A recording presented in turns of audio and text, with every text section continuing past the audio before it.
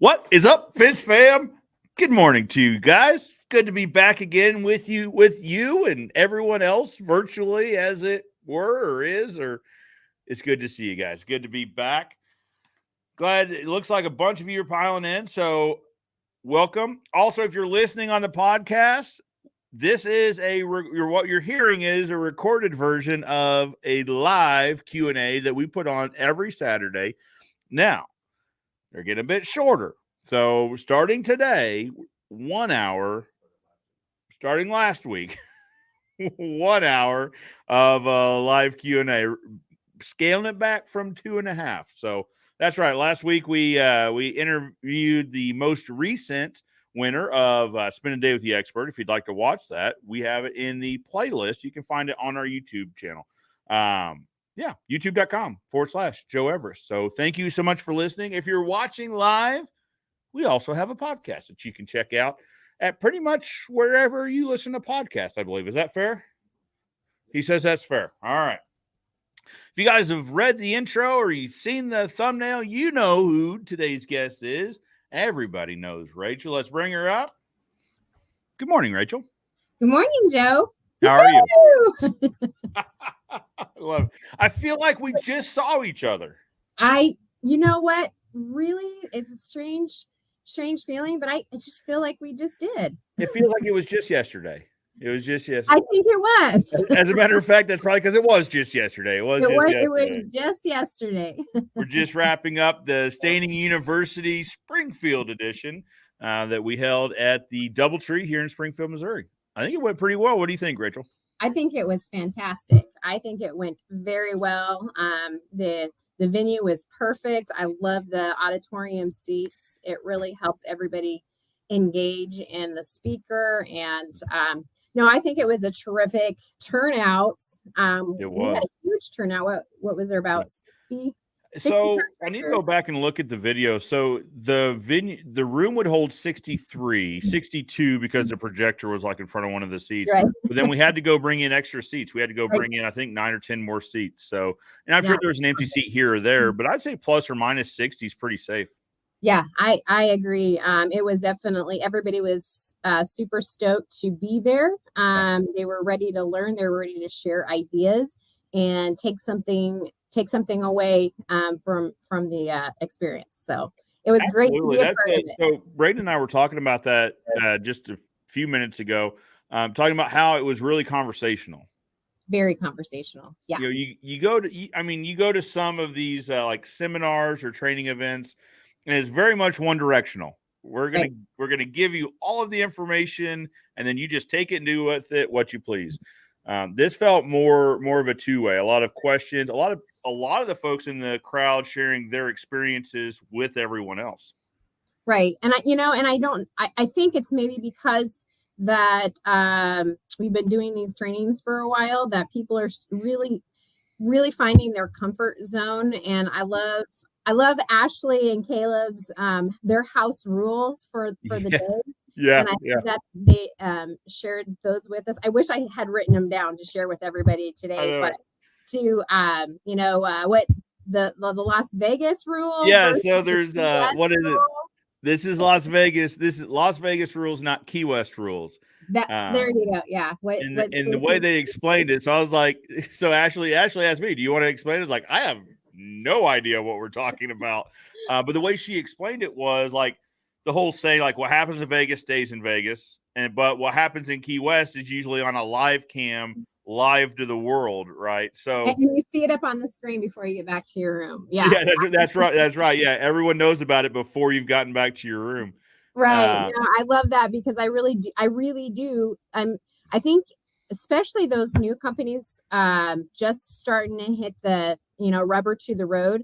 I think there's a vulnerability there, and they're scared to ask the questions. They're scared to talk in front of people just for the fear, like, oh gosh, that's a silly question. That was, that was V1 ago. Where have you been? So I really think, there was a lot of, I say young people now, but they're probably, they're in their mid 20s or whatnot. But that really shows shows my age, but a lot of kids that are starting their business, and Yeah. they're hungry and for the knowledge, and they've seen these podcasts and they're following some of the industry leaders, and they are wanting to kind of jump on that bandwagon. It's a FOMO. Yeah. Yeah. Fear of Yeah. missing out, which is good because I think it helps them to jump into the conversation and feel like, I'm really not alone. And there's Yep. some great companies out here that are willing to help and willing to mentor to us. Yeah, absolutely. So, and that's a great point too, of the breadth of just the range of companies that were there. I mean, we have anyone, and the problem is, guys, we start singling people out. You can't name all the names. I don't know all 60 names that were there, 60-ish names that were there. But you had, someone I spoke with a lot was Chin, who is Right. getting ready to start his company. Like Right. he's doing the groundwork. He's getting all the information together. He's been watching the channel for a lot, is what he had said for a while, just to try to get that ready. Right. Everyone from him to someone like Kenny and Walt, who have been in this business, or was the gentleman Lee Summit Denny? Yeah. 50 plus years. Right. So you had everyone from 0 to 50 plus years in the industry. And what a wealth of knowledge, Denny has to offer to those kids that are in year one. Well, but the thing here is also Chin commented a lot. Like he was really a good part of the like he had experience in other industries that he was bringing to the conversations. I was sitting there at once, like, because they were talking. So Chin and Denny were talking kind of across the room during one of the presentations. I was like, this is interesting because you have the whole spectrum participating in the conversation. I thought that was pretty interesting. Right. No, it was great. I really enjoyed it. If you guys missed out, you missed out. But you missed out. Good news. Two pieces of good news. One, we're doing a virtual event December the 8th. Caleb and the team are going to put some more information together about that. It's going to be a virtual event because all of these events are moving virtual. That way they could get to everyone's living room, sort of thing. The bad thing is you can't do hands-on training virtually. Right. So there's also going to be a hands-on Stanley University in Nashville first part of next year. So I believe that's right before Fencetech. I believe that's right. I was getting ready to say that. I was like, you know what? Valentine's Day. I don't want to commit to this, but yeah, right before, which would be good. But so if you missed out, you missed out, but don't miss out on the next one because they'll be good ones. Well, Rachel, we're going to talk a little bit about mySalesman. What's that? Well, it's this software that takes pictures from outer space and of your house. I mean, basically, that's what happens. Big brother, right? That's right. So here's the thing, guys. One, we use the software a lot. I like it. You guys have seen Rachel on the channel. You've seen Matt on the channel. I legitimately call them friends, but I met them because of this software, the mySalesman software. I didn't know either one of them before we started using the software, and it's good. It's really good. I'll walk you through my journey, but I already saw a question in there about integrations. I'm going to tell you about my story, but really I want to talk to you about some integrations that I'm excited about.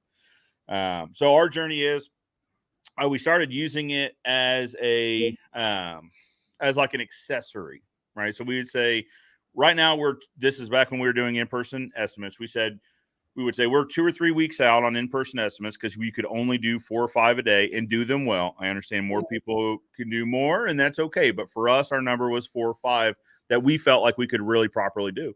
And so we're 2 or 3 weeks out. And so we would tell people, if you'd like to get a better idea, a price range before that, you could go onto our website. Now, we also saw one of our competitors in the market, one of our friendly competitors, Mike Robinson, was using it at trade shows. So big screen up in the air, and they would just show people at the trade show roughly what a fence would cost at their house. Number one question in most any business is, what's it cost? Everyone wants to know. What does it cost? So we saw Mike did. I was like, that is Such a good idea. I like that a lot. But that's really how we used it in the beginning, was more of an accessory. Fast forward a few years, pandemic happens, and we're really restricted. We were actually told, like, there are other states out there that did this as well, I'm sure, but Missouri started regulating or restricting how we could do business face to face. You could not do business face to face. You couldn't, you definitely couldn't shake hands. You couldn't but you really were supposed to. Everyone threw out the 6 foot after a while, but it was further than that in the beginning. Everyone was really, really afraid. But anyway, no face to face business. So I said, well, how in the world are we going to sell fence if we can't be face to face? Because we go out and we knock on the door and we walk in the yard. Well, we've got a piece of software that kind of does that for you. Right. So we developed what we call our pandemic response plan, so that we could keep selling fence. And and so that was mySalesman. And the first concern was, like, how accurate is it? Right. So we took some of the previous year's reports from mySalesman, because there's a reports tab and you can go in and download all the reports and see all the reports. And we would do basically what we would call a budget to actual, right? That's what we call it on the finance side. So what did it say footage wise? And when we went out there and actually installed the fence, how many feet of fence did we install? And it's close. Yeah. I mean, it was like plus or minus 2 feet. Yeah. 2 foot's within a margin of error of one of our measuring wheels. Right. You hit a rock wrong, and it's human, right? Right. That exactly. Or when you get out there, the customer says, "Well, I know we walked it this way, but I really want to push it change your mind up a little bit." And it's within the margin of error. Yeah. So absolutely. So you had a good point yesterday. So when asked about accuracy, what's your answer? Because I thought this was interesting. Do I have to use the football analogy? It's a great one. It's a good one. I know we're going to lose wholeheartedly, it's too bad, but so we're obviously here in Waverly, Nebraska, which is really just a bedroom community of Lincoln. We all went to the University of Nebraska, or at least we tried. Some of us are college dropouts. But we're definitely Husker fans. This is where we're homegrown. So we would take the measuring tool and put in Memorial Stadium here in Lincoln, Nebraska, and we would go end zone to end zone, and it measures perfectly, especially because you can see the hash marks, right? So of course. But no, it was so, like, really your only user error. I mean, it's really user error, or if the customer changes their mind. Sure. However, this is like, and this is kind of the part of the conversation that everybody wants or has questions about, right? But my answer is, it's very accurate, but still what we're trying to do is we're trying to give the customer a budget, right? We're not trying to sell them online or sell them over the phone. Now, some people can adjust to do that. But what the software was intended to do is be a great tool and make your sales team ultimately successful, right? Sure. The more tools you give them in their bag, the more successful they are. And mySalesman is just a part of that. It's not a cure-all for, it's not cure-all for cancer. You got it. Sometimes there's workarounds, there's new construction. Yeah. But doggone, when you want a good tool in your toolbox, mySalesman is that, because you're definitely going to be able to provide information to that potential customer. But what's more important is, I know when that potential customer goes through our software, I know where what's all their contact information, who they are, where they live, what neighborhood they're in, how much fence they want, what kind of fence style they're looking at in that budget for that fence. Mm-hmm. So I have that before I even maybe call them back up and say, "Hey, Mrs. Jones, let's talk about your project. Looks like you need this or that. And do you have any questions or any concerns about anything before we come out and meet you on site?" Sure. So that way, that customer is vetted. You're never going to get out there and have them say, "Oh my gosh, I had no idea this is a $9,000 fence." So you did. So you're never going to hear that, because they're going to get that information prior to our sales team even setting foot on their property. Also, back old school way, you go out there and you meet the homeowner, you pet their dog, you make small talk, you get them, you schmooze them a little bit, talk about your brand and who you are, which you can still do, but using mySalesman just eliminates a little bit of that time. But then once you go out there and you measure, and maybe you're there an hour, maybe 2. Oh, I had no idea fence cost that much, or maybe their spouse isn't there, and then you get the old runaround. Oh, you know what? This is great information. Thank you. I'm going to talk to my spouse when they get home from work. So, or they're trying to get budgetary figures for next year's projects. Right. That would really always get me, because I was like, the number I'm going to give you it's going to be different. It's going to be different a year from now, or next spring, or what have you. We just spent, to your point, we spent an hour here talking, because you never get straight into business. You got to have the chit chat at the beginning, like you said, pet the dog and meet the kids, and plus a half hour to drive there, plus a half hour to drive back, or the time to drive to the next proposal. So, and then to hear that, like, well, we're just getting numbers for next year's projects. Yeah. Okay. All right. So I'm going to have to come out again next year, because you're going to want to see me again. We cut a lot of that out. Right. So, but, and I think, do you recall? So, yesterday it was Kenny Dugan. He's, for anybody who doesn't know Kenny, which you should all know Kenny. You should know Kenny. He had a great, I believe Chin. So Chin was talking about, well, if my subscription costs to mySalesman, how many jobs do I have to pay for that? Yeah. Well, and I think we kind of had him really, by the end of that conversation, understanding that's really not the point of the software. Sure. The point of the software is so you don't waste time. And Kenny, he's like, well, if I go and I stain this fence and it's $600 and the profit I make, but then I meet 2 people on site and they're not going to do business with me, I just lost, $600. And Justin was talking, it saves him $900 a month, just not going, just not having to go time and not driving and gas. Well, so, and that's the thing, fuel cost, right? Especially right now, and it depends where in the country you live, I'm sure, but diesel right now, here's $5 a gallon. Right. Not cheap to run these trucks around town, and gasoline too. But, and that's the thing, is there's 2 ways of looking at how much do I have to sell to afford it? Well, actually, it's how many trips do I not go on? How many of these budgetary, budget seekers do I avoid going to? And the opportunity cost of going and staying that $600 job. For us, we did the numbers. If we avoid 1 tire kicker, it paid for the software that month. I have a feeling we avoid more than 1 per month, especially during peak season. Exactly. And those are solid leads that you get. So you're gonna land when you go out and they've done the process, process and procedure. They've done the process. They know how much that fence is going to cost. They're going to probably want to go with you because you've been quick with them right up, from the get-go. So, and that's a fair point. So I'll finish walking through this, our process, but then we'll get to that of the speed of the sale. So using mySalesman is a mandatory first step. They go through it, or we can go through it with them. We have a few people here that can jump on the phone and say, all right, I'm looking at the house. Now it's the one that has a pool. If I'm looking at from the street to your house, the pool's in the back right corner. Is that right? It is. And there's a shed over there on the left side. There is. You are looking at my house.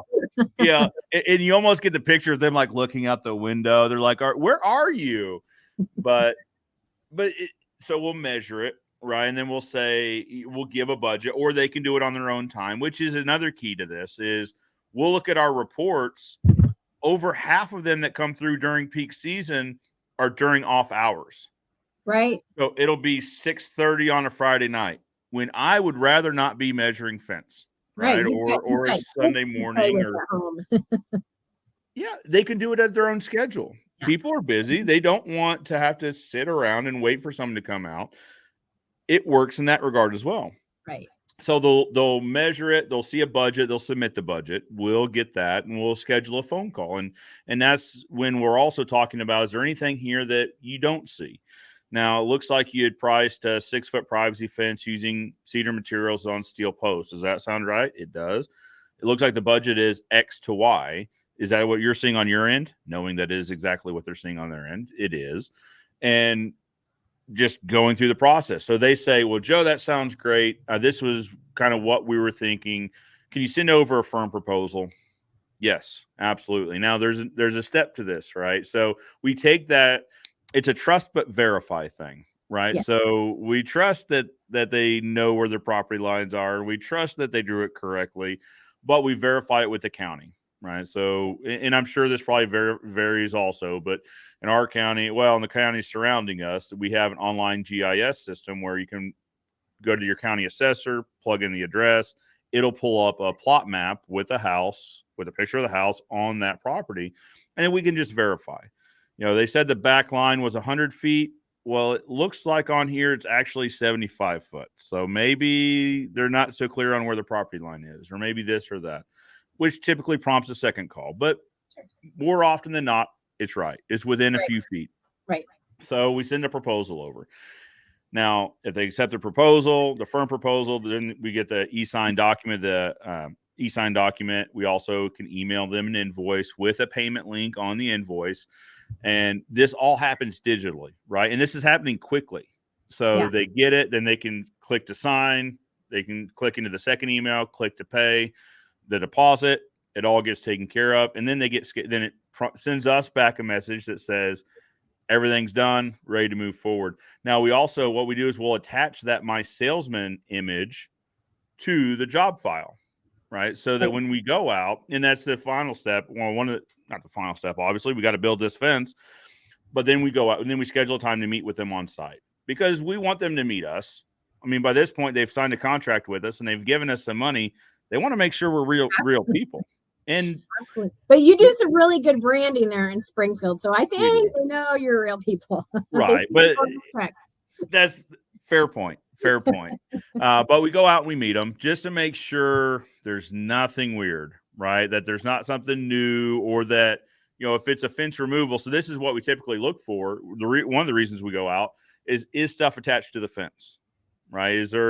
People like to put all sorts of stuff on fence, not just like bird houses and, you know, metal flowers and stuff, but they'll have like electrical outlets because they've got irrigation, or you wouldn't use an outlet for irrigation, I understand, but you know, they've got a waterfall in the back corner that wasn't on it. They've got stuff attached to the fence. We want to see that, right? Or we want to see that they've got a bunch of, that's fall, so that they've got a bunch of firewood stacked against the fence that's going to need to get moved.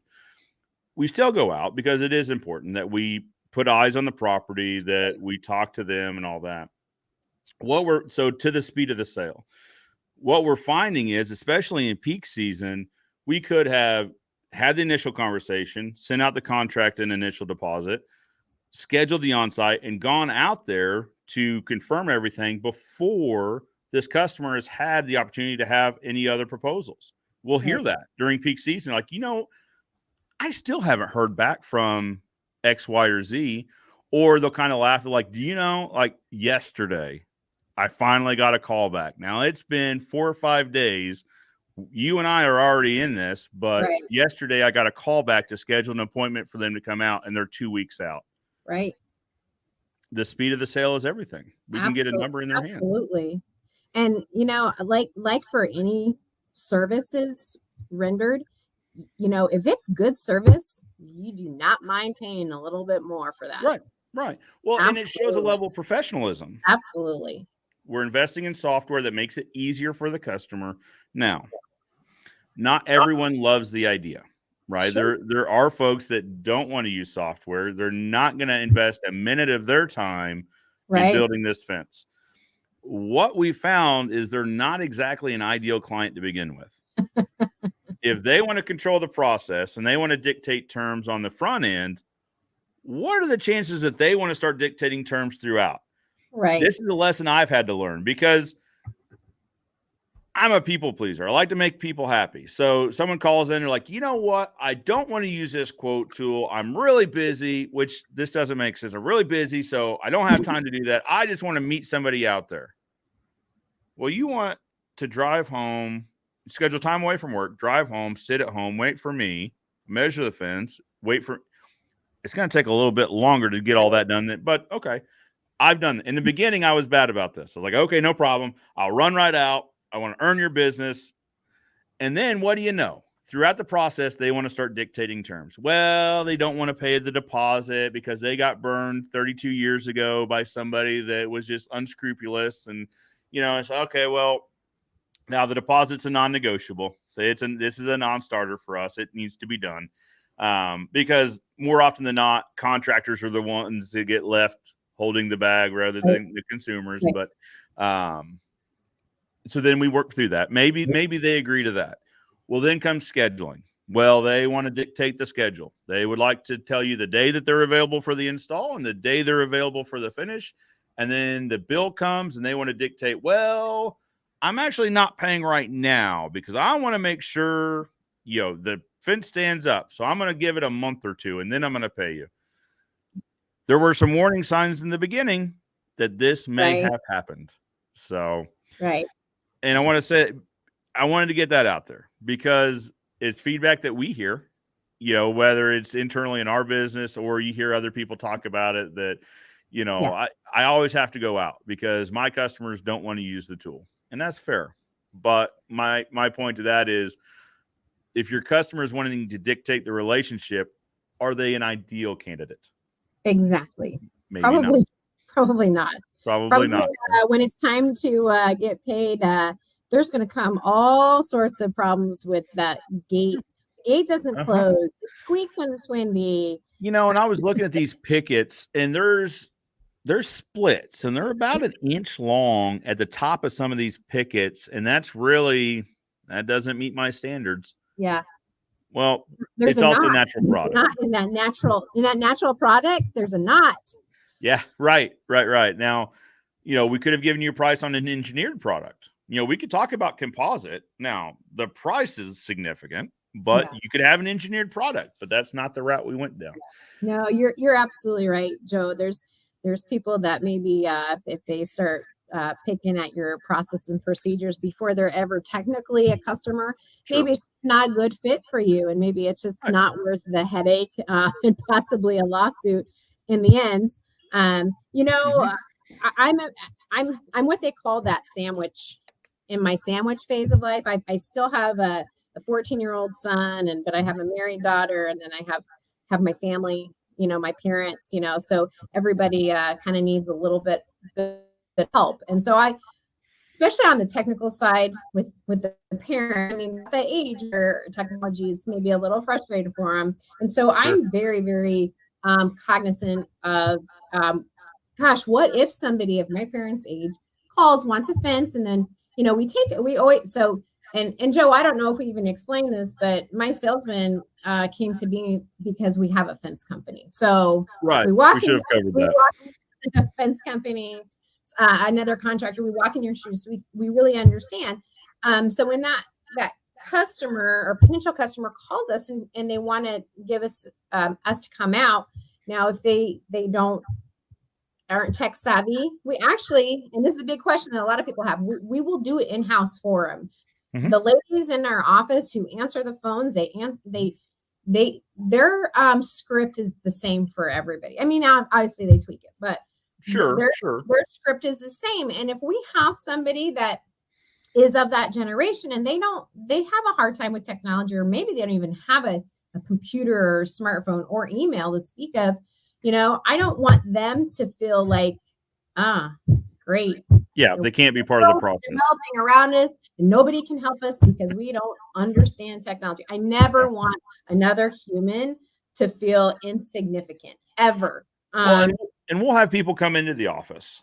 Yeah. Right. They'll say, hey, I tried using the quote tool. I couldn't figure out this or that or the other. So they'll come in. And to your point, so we have people that can walk them through over the phone, but also in person. We'll have one or two folks come in a week that just say, could you walk me through so I can see what we're talking about? so you have to be adaptable Absolutely. within your process. Yeah. Such is life, right? Right. Absolutely. But the point being that if you integrate it into your process, if you make it a part of your process, you can really start to see some efficiencies here. And that's Right. one thing we talked about at Standing University Springfield is that efficiency leads to profitability. Right. Right. And so I'm glad that this conversation is coming up because I watch other channels and I listen to other podcasts, and this conversation is coming up more and more that we've got to look for efficiencies. Right. Could we go back to doing on-site estimates? Yes, we could start Monday. But now we're back to doing 4 or 5 estimates a day, whereas with the sales tool during peak season, we'll do 10 or 12 a day. So we're cutting our estimates in half while also watching our close rates fall because we're back to getting budgetary numbers for next year's project. We're back to, I had no idea it costs this much, or whatever the reason, we'll start to see close rates fall. We'll slide backwards. I really feel like that because I see the efficiencies that it's brought. Well, I sure, it was, let's see, it's 23 degrees now here at 10:30 in Waverly, Nebraska, and cold and snowy. And I'm sure that wagon and horse was just a great addition to the early Pioneer, but I much rather jump in the Explorer and get here with heated seats and a little rolling action on that seat versus horse and buggy. So efficiency, it's just, you just keep advancing, right? That's right. And to the point of automobiles. So there's a great quote from Henry Ford that said, if I'd asked my customers what they wanted, they would have told me a faster horse. Right? They wouldn't have said they wanted in a vehicle. They wouldn't have said they wanted this or that, the other. They'd say, I want a faster horse or a bigger carriage or wagon or whatever. And that would probably be a decent response to, well, my customers don't want to use it. Yeah. Because it's new and it's kind of unknown and it's not how it's been done in the past. But just because that's not how it's been done in the past does not mean that's not how it would be done in the future. Right. No, absolutely. And then just think of your potential customers out there. This is how many times do they buy a fence in their lifetime? Sure. This is a one-off process. Yeah. But there's a lot of tech savvy, I'll have people randomly give us a call or go through our demo thinking that we're an actual fence. That XYZ, our demo site online is an actual fence company. And they're like, oh my gosh, this is a really, great program. Can I get this fence? I'm like, well, no. Yep. Not the same. Not the same. No. But whoever you're trying to go through, you should probably tell them about your experience. Right. Let them know that you enjoyed it. Yes. So we also keep a pulse on pushback, right? We also objections or whatever you want to call it. What we're seeing is since the pandemic or since we initially rolled it out, we're seeing less and less. Right. Because we're seeing even in other industries, construction related or not, companies bringing technology into the business to try to increase efficiencies and ultimately make it a better experience for the company. Or for the consumer. So it's becoming more normal is my point. Right. No, absolutely. It's just, and this generation, and I don't even think it's generational. I just think everybody expects efficiencies and to be able to go online, do a little research and get some information right away without having to, wait.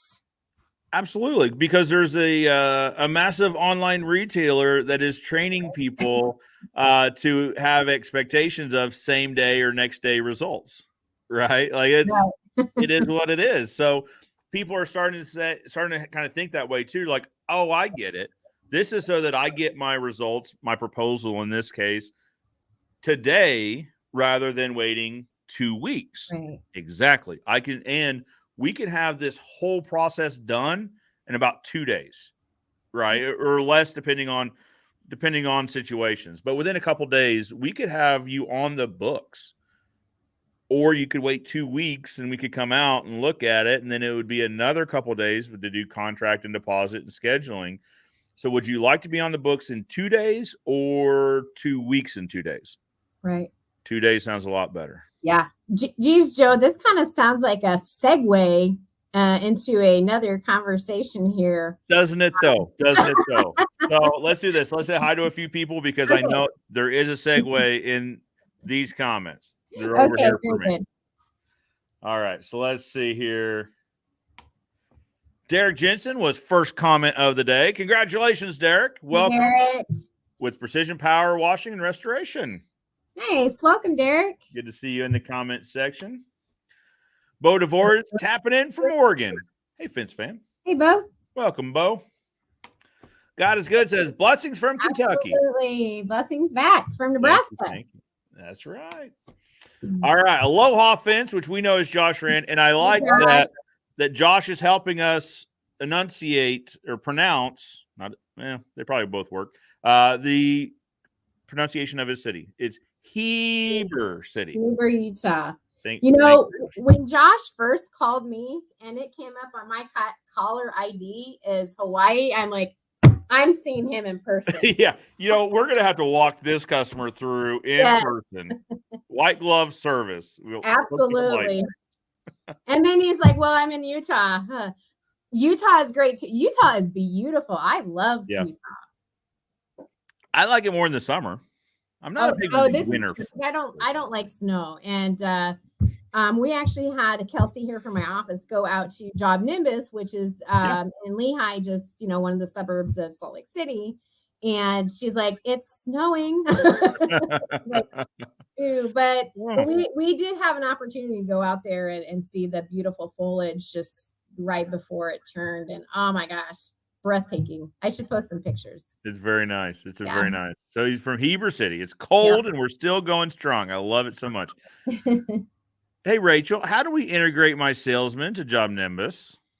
Well, all you have to do is send an email to rachel@mysalesman.com and I will turn it on for you. That's all I need to know. So I don't know everybody who's using Job Nimbus. So if you just let me know, I'll turn it on. And then there's just a little process of logging into your Job Nimbus account, grabbing your token and put it in on your business page, just copying and pasting, and we'll send you the details to do that, just a little Word doc with the details that our engineers put together. Because as most of you know, we don't code. Matt and I and Kelsey and Casey, we don't code. We're just fence people trying to, make a better life for our fellow fencers. So That's right. Well, yeah. And so I saw that last night and I saved it. You had uploaded that document to one of the fence Facebook groups. I'm like, I'm going to save that because I'm going to need that. Yes. Yep. So if you, it looks pretty straightforward though. It's super easy. It took like 2 minutes. It took like 2 minutes too.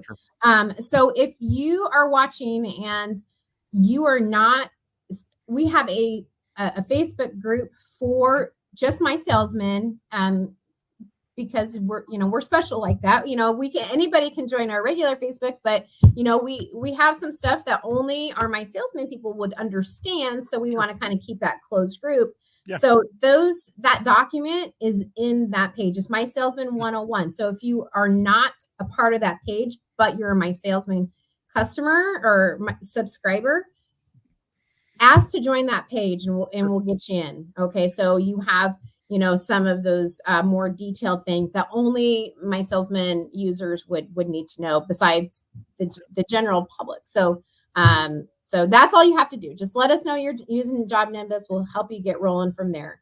And again, with our fence company, we're new to Job Nimbus. So it's all kind of a learning thing and there might be a little hiccups, and this is V1. So, just be patient with us because like I said, we're not tweaking the code and stuff. We have our engineers do that and we kind of need to beta test a little bit. So we calculated this during peak season. Now it always fluctuates, right? But during peak season, it's about 10 hours a week that we have a virtual assistant going through the reports and creating a customer in Job Nimbus and then creating a job and then uploading the mySalesman submission into that.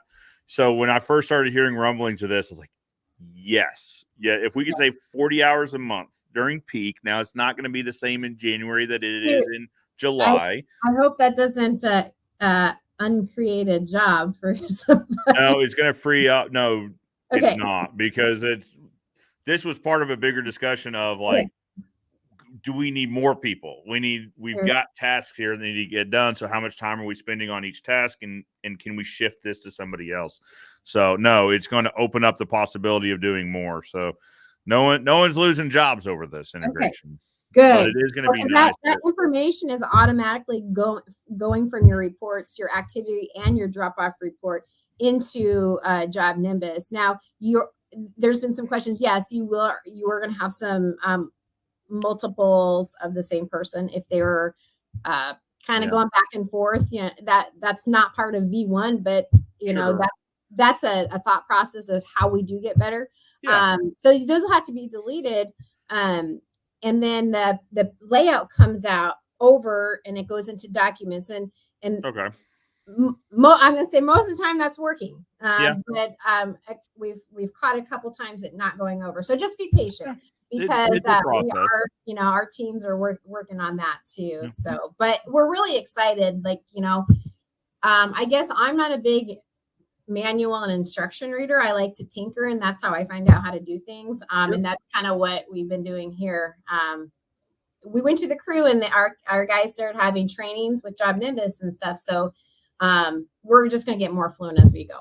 And like, I think you were saying that, Mark, because we had a cutout for a football game yesterday, but I think you were saying Mark was kind of explaining like, you know, you can just make this your own. So whatever your process and procedures go about, you can kind of make it your own. But we're you can set up automations so that when it could create a task for somebody. Say, hey, just verify this, that it is where it needs to be. So, and that was one of the thoughts I had was that we'll need to do that because we have a fair amount of return business. So we'll do the back line, and the next year they'll want us to do the sides or what have you. So in that instance, it would probably duplicate because it's not going to go search and find because there's probably more than one Joe Smith, right? Or whomever. So there'll be a little bit of hands-on still, but if we take out the creating a customer, creating the job, and uploading the document, it's going to save us 10 hours. Now, if we've got an hour a week of just verification and moving things where they need to be moved, well, the net difference is still we save 9 hours a week.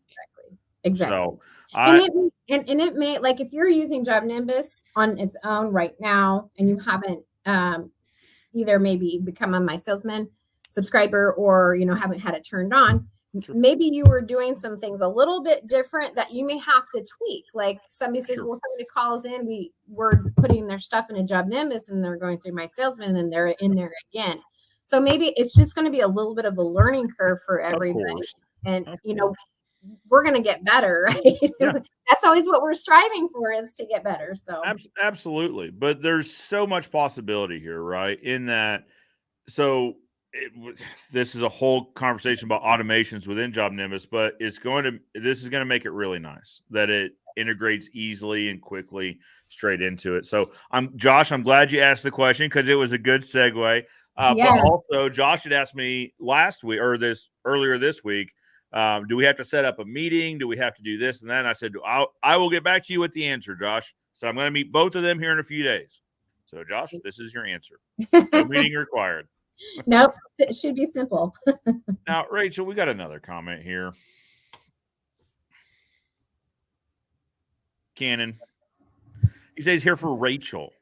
But then he's like, oh, but go Big Orange. Cannon, I fully understand you're on Team Blue, and that's okay because, as you can see, Team Orange is going strong. Is that a Veterans Fence shirt? It is. Yeah, it's a veteran shirt. Yep. A mySalesman user. Yes. Yeah, he had said, Joe, I guessed your size, and I hope I guessed it right because I brought you a shirt because I'm on Team Orange. So even if it was wrong, I would have fit into this thing and we would have worn it today. I'll tell you that right now. So funny story, Joe. I was heading down to Springfield Wednesday morning, and I'm talking to John.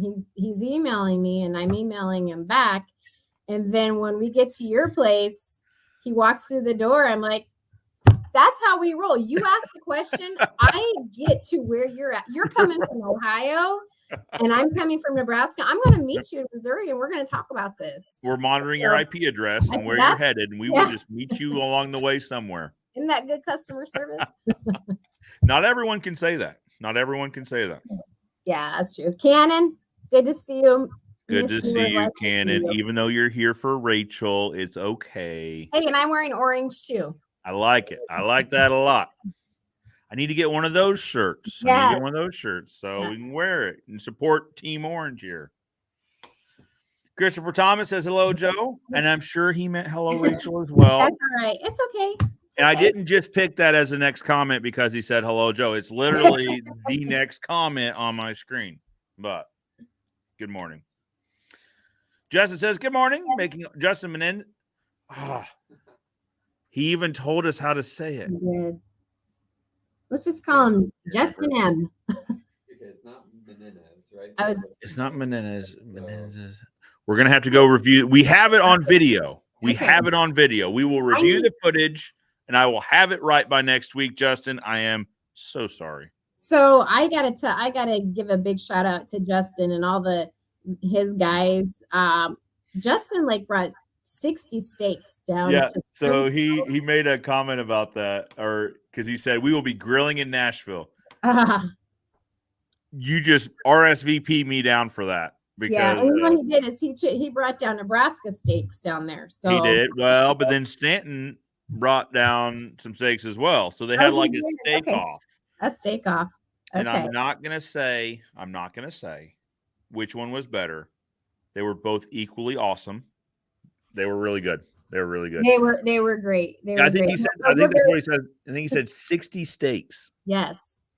We are very spoiled here because if you have ever listened to any of Matt's podcasts, we do have beef day. Matt and his family, his dad. I mean, he's a farm kid. They raise beef, and so our entire team here. We bring in our coolers and they get filled up with T-bones and steaks and roasts, and it's amazing, and it's just the best beef. I think his dad actually massages the cows. Calls them masseuse. They're very non-stressed animals, so very delicious. I can confirm that they are delicious because you guys cooked for us last year. Well, it's not last year before last now. Where did this time go? When we were up for Fence Installation School. That's right. Operation Epic. Exactly. You guys cook some steaks for us. Yeah. I like where this trend is headed. I really do. But I have to digress just a little bit because we are also integrated. We are integrated into ArcSite. Yes. As well. Oh yeah. So, and they're a great company too. We really enjoy ArcSite, and so just know if you're using ArcSite, again, call me and I'll turn it on for you, and I'll send you the information for integration, which is again like a couple of clicks here and you've got it. That's so good. And True, like a lot of people are using True. Yep, that's right. And let me know you're using True, and we don't have an integration button, but I'll we can kind of touch base with our engineers and get that all squared away for you. So it's so you'll be able to have that information flowing into True. So True, ArcSite, Job Nimbus, and I'm going to pull a Matt, and I'm just going to put something out there. I'm going to let the cat out of the bag just a little bit. We have a meeting with Company Cam next week. So very good. Just calm down, everybody. Don't start asking me questions because I just email you our entire software list, and because you're clicking right down the list. If we might not have any. Actually, never mind, because as I'm going through mentally, I'm like, nope, that's just about all of them we use on a regular basis. So job well done on that. And at the same time, we are rewriting the mySalesman on new code. So when it was written in 2012, you blink your eye and technology changes, right? Yeah. It's now Right. 10 years later, segue, 10 years later. Uh-huh. And so we are writing it in different codes so everything stays up with the newest technology, Sure. and we're able to make some changes that, back in the day, you make changes on one thing, it could possibly screw up all kinds of stuff. So it's always been really scary with change. But with this, it should be pretty seamless and work really well. But yeah, 10 years. So 10 years. That's a big milestone. It is a big milestone. You guys should probably do something to celebrate. You think? Okay. Yeah. Can I grab something? Like, it will take me like literally 2 seconds. Let me grab something. Absolutely. I'll say hello to somebody while we're doing that so we can hopefully stay caught up here. Let's see. Okay. Say hello to Bo. I like that so much. Look at that. 10 years of service for the fence community. So to celebrate 10 years, you made a jersey. We did make a jersey. That's huge. Yeah. That's great. Yeah. You should probably give those out at like a party or something, like an anniversary party. You know what? We should probably have a party. Yeah, but you would want to have it though. I mean, you could have it there if you wanted to, but you should probably have it somewhere where like a lot of the fencing industry would be meeting at. That's a really good idea, Joe. I'm so glad you thought of that, because maybe we should have a big, huge party, and massive party. If you came to Operation Epic, you're gonna love Operation Stampede. Let's think about the next big thing that's happening in the fencing industry where everyone's going to get together. It should be at Fencetech. Should be at Fencetech. It should be at Fencetech. I want everybody to come see us at Fencetech. We have a 50 by 50 party booth, kind of like a party barge. So we're pulling out all the stops. That's we are massive. going to have all hands on deck.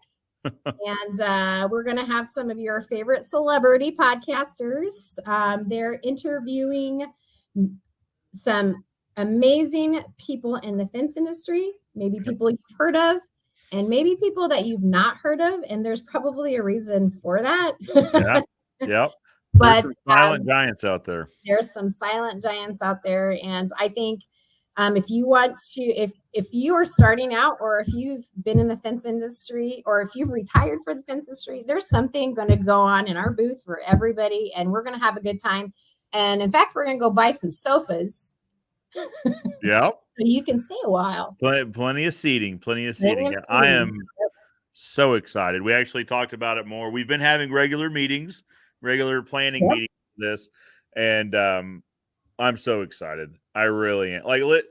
So when Matt reached out, he was like, "Hey, I've got a crazy idea," and he said, "Do you want to hear it?" And I said, "I'm in." But yeah, go ahead and tell me about it. But yes, put me down for whatever Matt wants to do. I'm here for it. I will follow wherever that man leads, because I know it's going to be a good time and it's going to be awesome. Yeah, we're going to have a good time. It's going to be a great celebration, and we're going to have so many fence fam around us. And if you've never used mySalesman, what a perfect time to get signed up. You have all these testimonials right there in our booth. Hopefully you'll be shoulder to shoulder and having a great time while we're there. We're probably going to go hoarse from talking a lot, but I tell you, and I told this to Joe when we were down in Springfield, like, these people in the fence world and the stain world, we see them probably more than some of our families, and they are our family, and we've come to know and love them all. So that's the whole term fence fam. Like, that is really real. Yeah, you're right. Like, I see you, and I see Caleb and Ashley, and I see the core group of people in our like group of friends. More than some of my extended family, because I'll see some extended family once a year at like a holiday function. Yep. Ashley told me, text me when you get home. So She's mommying me. Well, because we want to make sure. Yes. Because we're family. Rachel, we're getting pretty close, but you got about an extra 5 minutes to watch this week's video? Absolutely. Okay. This isn't setting a good precedent that like on show 2 we're going over the hour mark, but Yeah. it's all right. It's worth it. I feel like it's worth it. Okay. All right, let's do this. Maximize that. Let's press play. We're going to cross our fingers and hope it works. Okay. Right now, I am measuring 216 feet. I'm at 173 feet. The guys have to weld 216 feet for these gates. That's a good illustration. So you said he wrote this? I don't want to say who yet, but really? Welding Nation. Let's weld. That is so good. These guys are so good. So the measuring tape represents how many feet we have to weld to complete this particular order. It's roughly 216 linear feet of welding. Now, we won't be doing that all in one straight line, but we do have just about that much to do to complete this order of gates. So here we go.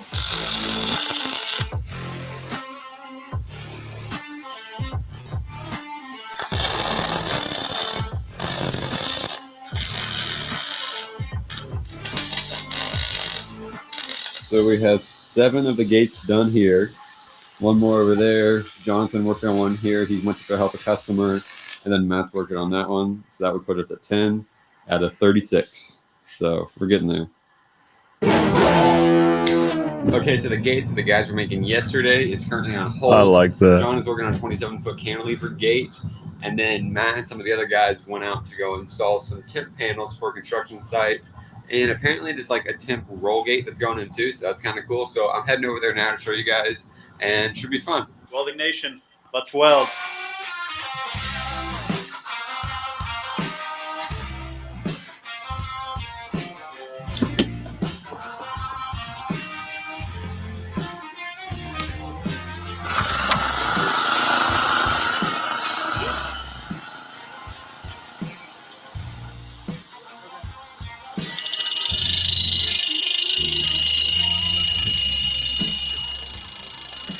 We're out here in Republic, and we're out here to set up some construction panels today, right behind a store. And we have about 600-700 feet to do. We're also going to be pounding posts into the ground and setting up a couple of roll gates. This particular job is going to be up for about a year. And so we're going to make sure that we pound these posts in pretty deep and give them some easy access in with some roll gates instead of a couple swinging panels. You got any words of wisdom? Beautiful day to set panels up. Words of wisdom, Chase. Good.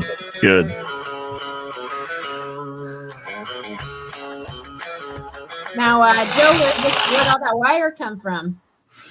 So it's funny you should ask. Actually, I don't think that wire came from us. Oh. Yeah, it came from somewhere else. But moving forward, the wire will be coming from Ozark Wire Works. Nice. That's actually something we're looking at is the temporary fencing world. Some light 6-foot wire with a little bit bigger mesh anyway. But not this wire. But I do like what you're thinking about here.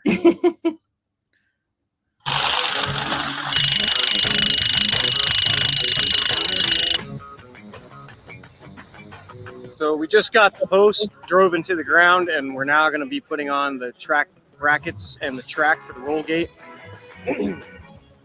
Because our posts aren't attached to top rail and we're not putting chain link up like we would put up a normal fence, we're going to go ahead and self-tap these tracks into the track brackets, and that way it'll keep all of the posts in line and together so that they don't wobble free as the gate closes and opens.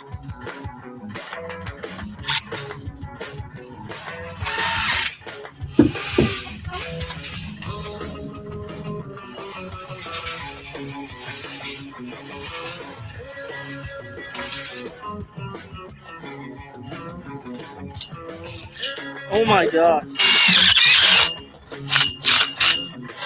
First try. First try. The customer asked for posts in the corner just for extra security so he doesn't have to worry about them blowing over. So we're putting one there, the end over here where we have it, and then one in the middle, and then one on the very end, way down there. So shouldn't be too bad. Do you like moving dangerously? Dang, that spark was spicy. So that's the go. Good. So we just finished up out here. We got our gates put up. The posts were drove into the ground pretty good. We got the whole front line put up and the side lines. We got feet, sandbags, and we've clamped them all together. I think we did a pretty good job, and I think this will make one happy customer. We're out of here.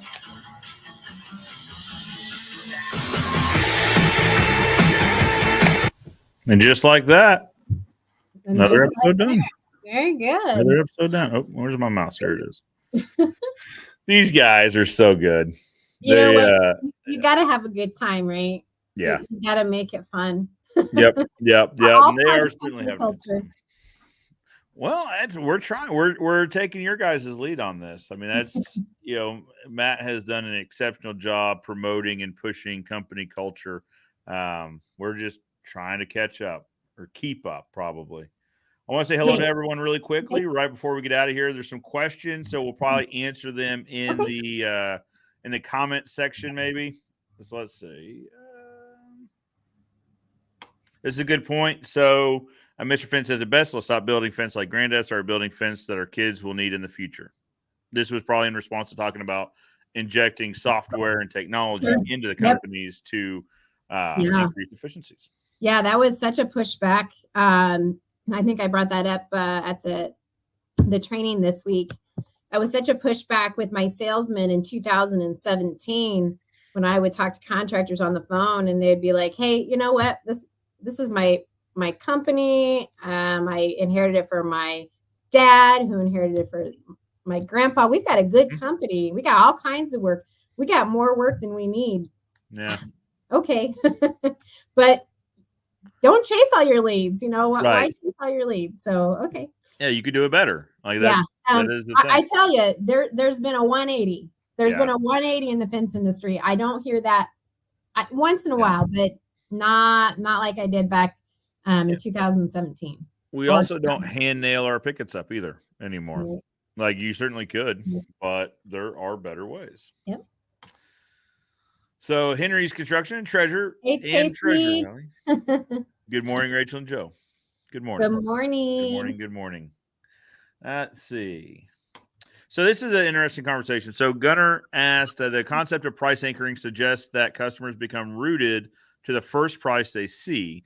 If that price is from mySalesman, how does that impact upsells and cross sells? So one thing we didn't cover is how is the budget determined? Right. So Gunnar, the budget is determined by the fence contractor. So they have the admin login. So they are going to put into their catalogs what A, they want to sell, and B, their price points. We do have some pricing rules for radius-based short charge, and that kind of thing. But we also, you will put in a budget range. So when the customer actually sees the budget range that appears, you're setting that. And most of the time it could be like negative 3% below your price point to plus 30% above your price point. So your actual price, it will be at the bottom of that range, if that's the way you set it.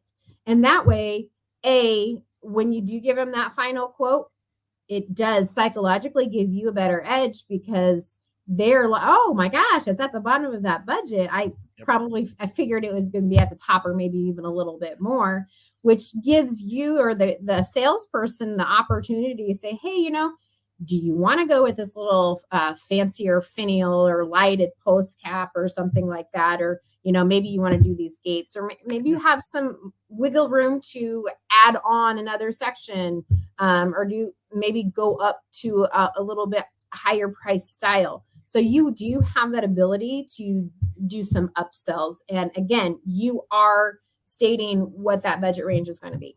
Exactly. And that's been our experience. So everyone's business will be different. We do Everyone. ours 5 under to 20 over, 5% under to 20% over. So that, and we go into this conversation knowing what the range is, right? Right. We get it in the report. So what we can do is say, well, what you had selected was, in the example of a privacy fence, you had selected a privacy fence built with all pine materials, and it came in at this price range. I've got that proposal for you, but I also have 2 additional proposals.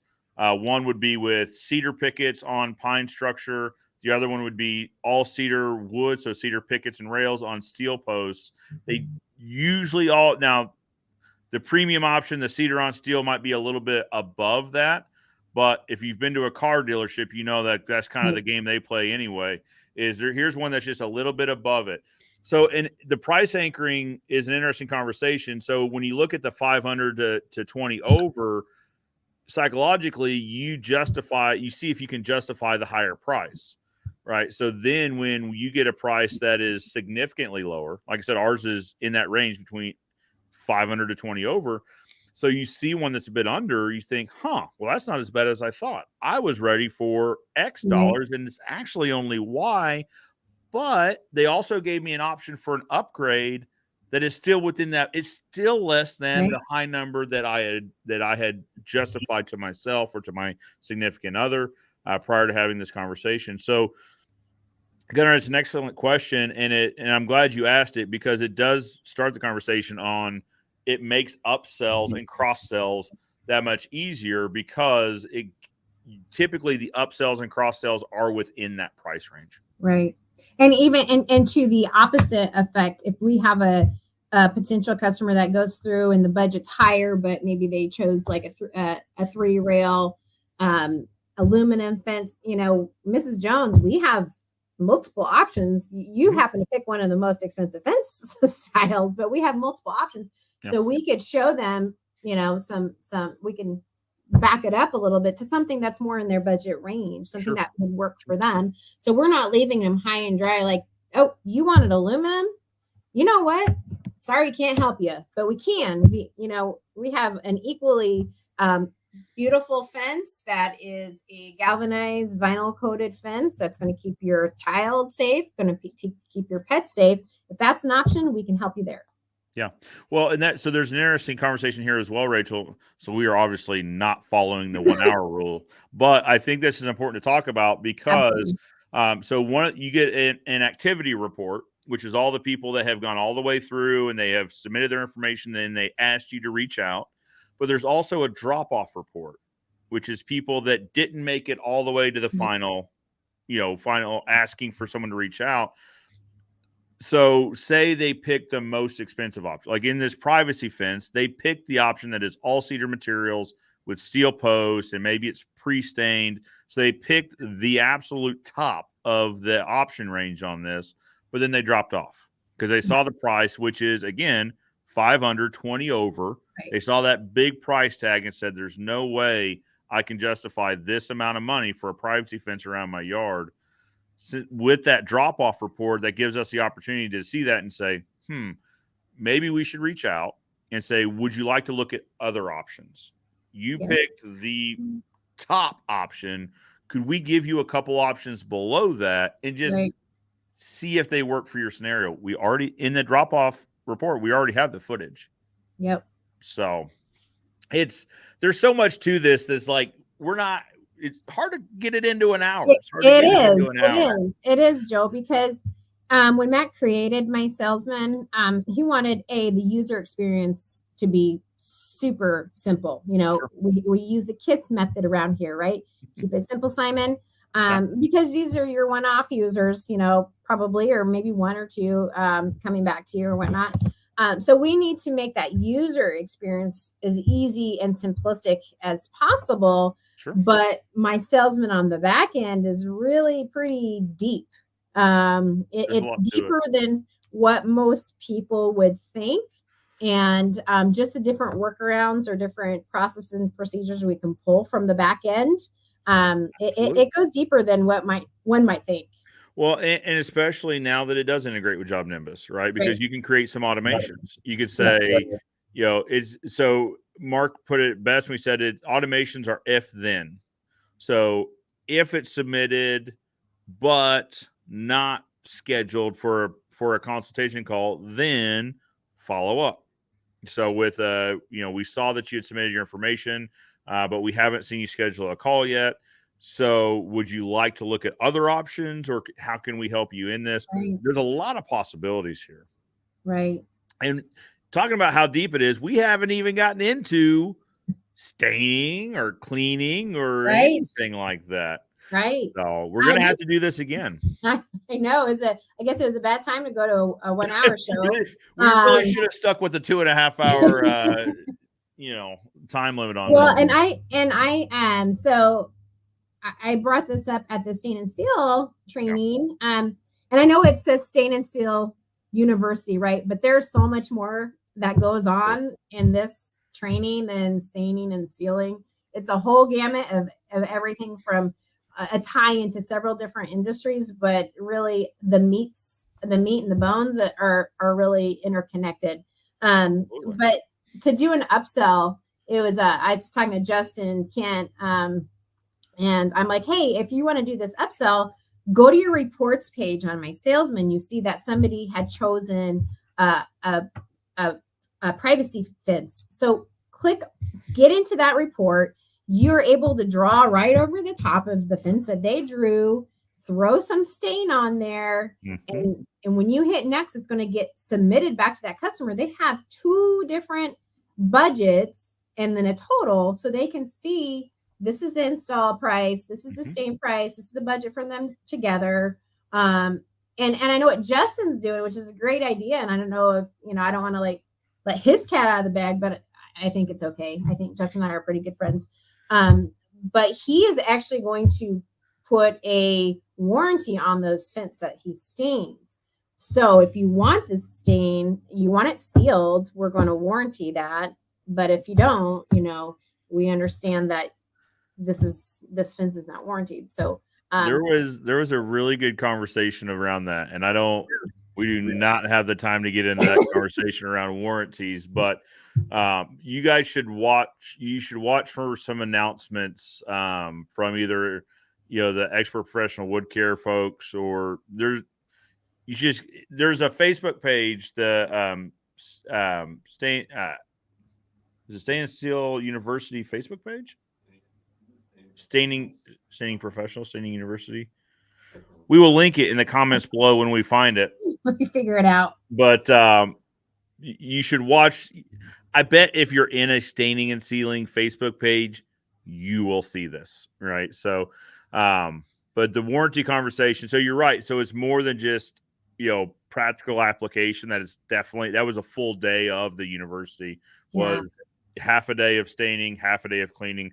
But then the second day we got into classroom talk of warranties on recurring revenue, on just all sorts of stuff like that. So but the warranty thing is interesting. I think that's going to be it'll be a good conversation to have. It'll be a great upsell too. Absolutely. Let's rock through these comments real quick. So Kroese Distributors, what's up, Mr. Kroese? Good morning, guys and lady. Watching in Philly. It's good to see you. Speaking of somebody we saw this weekend, Dylan Blanc, the Fence Prince. Good morning, Rachel and Joe. Good morning, Dylan. It's good seeing you and your crew. That's the thing. Yeah, Dylan brought a couple guys with him. So I like to see companies that are starting to bring their key team members with them to start putting them through.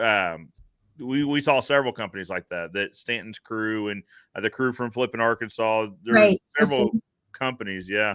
And I posed the question that maybe, some of your viewers, if they weren't there, I posed this question, like, what are you doing as a contractor to be a mentor and not a boss? So your teammates can then in turn do the same thing and just and pass that down. Absolutely. Yeah. Jeremy is here with us. Hey, Fence fam. Hope everyone is well. Joe, I did reach out to the AFA finally. I like to hear that. Good.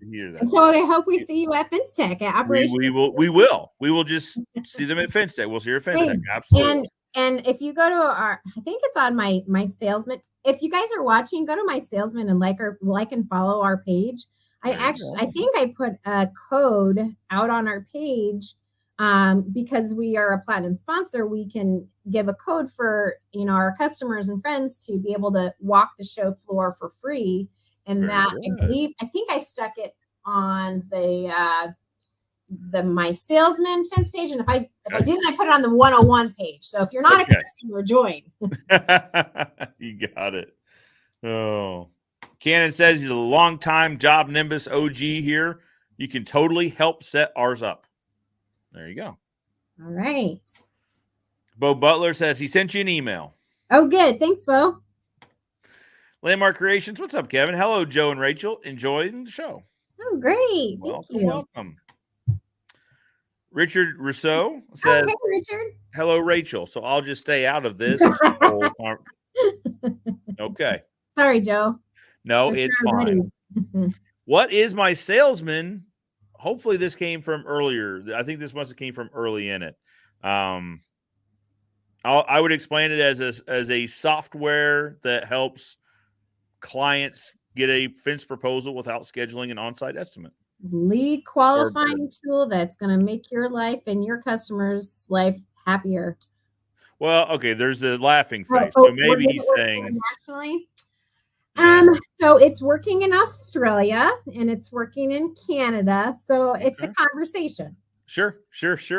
Very good. We do have the metric system on there too.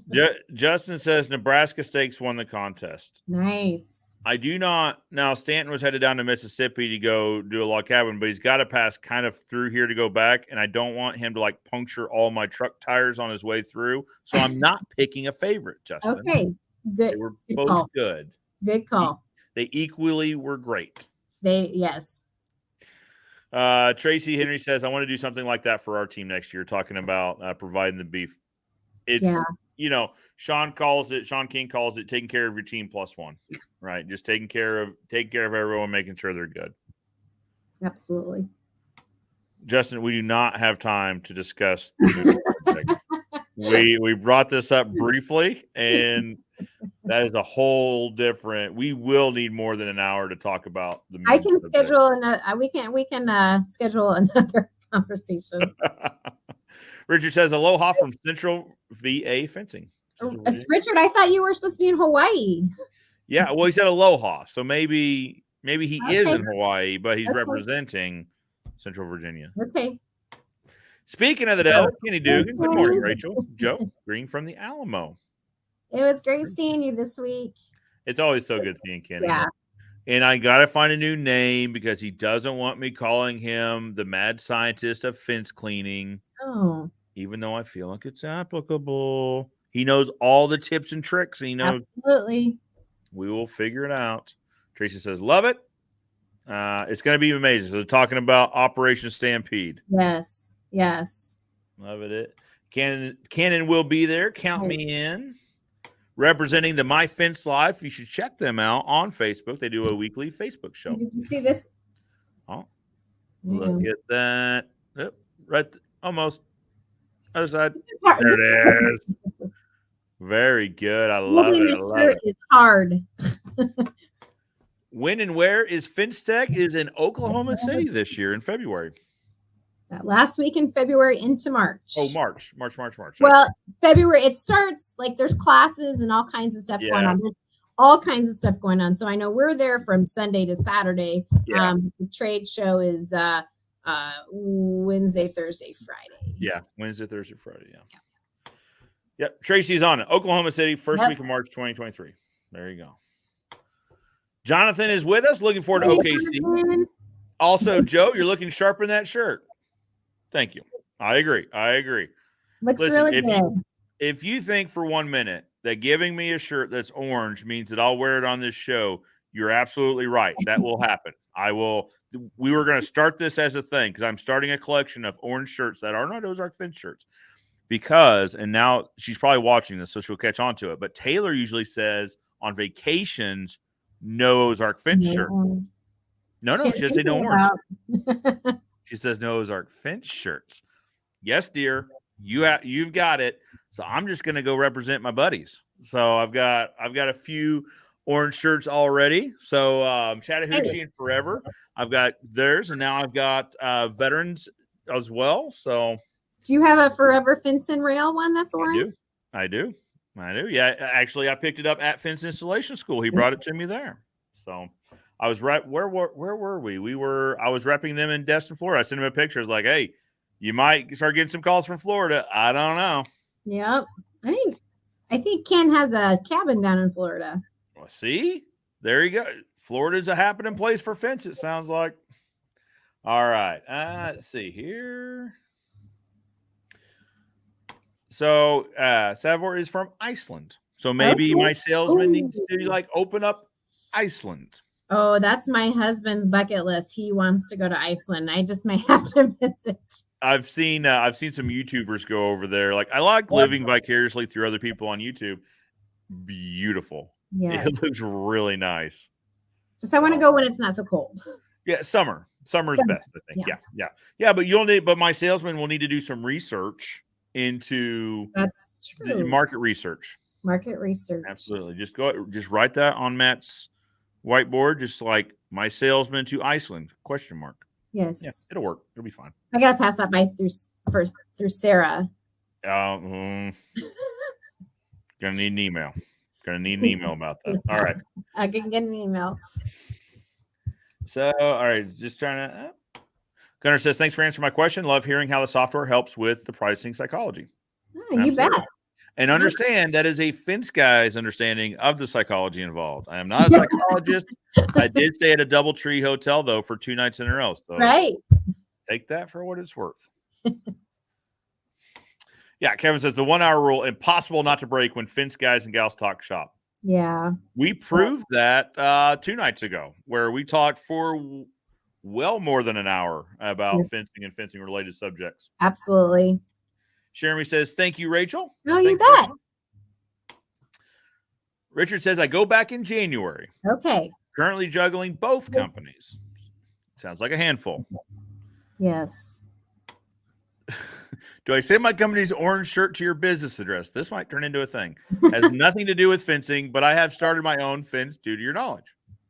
I think that's fair. I will put an address in here that's best to receive things in. It is P.O. Box 8450.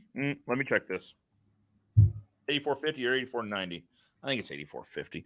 I don't want you sending your nice orange shirt to anybody else because they will be just very confused about this. Are you trying to figure out what your address is, Joe? What the P.O. box is. I know my address, but 450. All right. Well, because if you're a mail carrier, I appreciate your service and thank you so much. You do great work, but our particular service, we're on the edge, we're not a full route, right? We're always tacked on the end of somebody else's route.